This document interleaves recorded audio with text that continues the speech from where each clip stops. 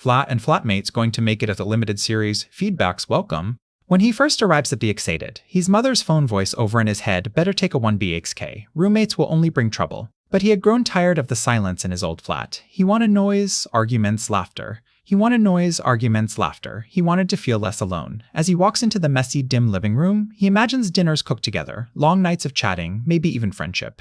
For a moment, he feels he has stepped into possibility. That night, he cooks for everyone, carefully laying out his groceries, wiping the counter clean before starting. He smiles when the others eat, though they barely thank him. Later, when no one is looking, he finishes the leftovers from someone else's plate in the fridge, telling himself it's better than wasting. On another day, he slips a few notes from a roommate's deck drawer, whispering that it's only brunch. The next morning, the sink is already full of unwashed plates. Someone has used his oil, his salt, even his pan, leaving it with stains he never made.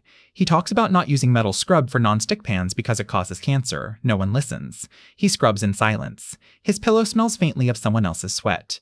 His towel, missing for days, reappears damp and crumpled on a chair. He tells himself not to think about it. Another week, electricity bills pile up, and the others press him to just cover it this month.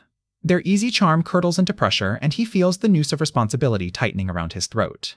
The only one who seems different is Arjun. His shelf is locked, his dishes separate, his cooking separate.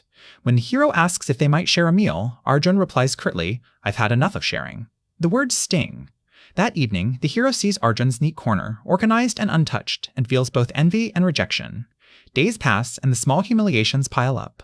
One night, he finds his milk carton empty, though no one admits to it. Another morning, he reaches for a spoon and realizes it's buried somewhere in the mountain of dirty dishes, impossible to know which one was his.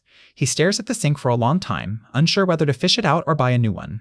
The messy roommates, however, aren't without their stories. One, between bursts of laughter, confesses quietly that he is broke. He borrows food because he cannot afford his own. Another, the most boisterous, admits he plays cards and drinks late into the night because the noise keeps away the silence of exam stress. Their carelessness has reasons, their selfishness a disguise for need. The hero wants to sympathize, he even does for a while. But every sympathy chips away at his peace. Meanwhile, he is also fighting another silent battle, the struggle to land a job. Rejections arrive one after another. Some interviews end before they start. Some promises never call back. His confidence drains in small leaks, like the emptying of milk cartons in the fridge. Once, in a moment of fragile optimism, he jokes, "If I ever get one, I'll throw a party for all of you." They cheer and clap, a hollow sound, but comforting for that night. He begins to live in contradictions. He laughs with them at night, yet resents them in the morning. He cleans their dishes, but curses under his breath. He lends his groceries, then lies awake regretting it. The apartment is never still, and neither is he. Meanwhile, Arjun's story slowly emerges. Over tea one day, a fragment slips. In his old flat, he once shared everything: food, money, even his laptop. By the time he left, his savings were gone, and his trust was broken. His locked shelf is not arrogance, it is armor. The hero sees this, and for the first time, the apartment becomes a stage of small betrayals. His bed is used without asking. His detergent bottle is mysteriously empty.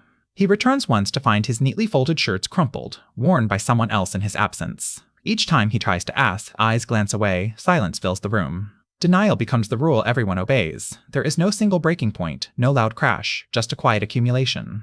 One evening, he looks around, the sink overflowing, poker chips scattered on the table, his pan greasy in someone else's hand, the air thick with stale smoke. Something inside him hardens. He does not shout, he does not accuse, he simply begins to pack.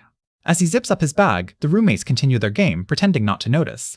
Only Arjun watches from his doorway, expression unreadable pity, or warning, or both. The hero meets his eyes briefly, and in that silence, he understands. Arjun had already lived this cycle. He had already chosen distance over betrayal. In his new 2BHK, the air feels lighter. He has fewer roommates now, fewer voices to compete with. One evening, while cooking, a roommate asks casually, "Can I borrow your pan?" The hero hesitates. The old images flood back the messy sink, the laughter, the greasy stains, the damp towel, the poker nights. Then he replies softly but firmly, "Yes, but please return it clean." The roommate nods, nothing more. For a moment, the hero feels a fragile sense of order, not triumph, just negotiation. Relief surges, almost disbelief. He wants to celebrate, to keep his promise. He knocks on his new roommate's door. "Hey, I got the job. Want to grab dinner? I've ordered from Swiggy. Busy tonight," comes the reply, muffled through the door. He tries calling another friend. No answer. Another. Still nothing. The excitement leaks away, leaving him with the hollow quiet he once ran from. The letter sits on his table, glowing but lonely. Then, a knock. He assumes it's the Swiggy delivery and opens the door without thinking. But it isn't food. It's them. His old roommates. Messy, loud, grinning. "We heard you got it," one of them says. "Where's the party?" They barge in, carrying snacks and bottles. Hey, I once roommate's door. Hey, I got the job. 1 to granning. They eat, laugh, tease, almost like before. But then, something new happens. When the meal ends, no one slips away. They gather the plates, wash them clean, wipe the counters. His pan is scrubbed and dried carefully, placed back exactly where it belongs. The respect is quiet, wordless, but unmistakable.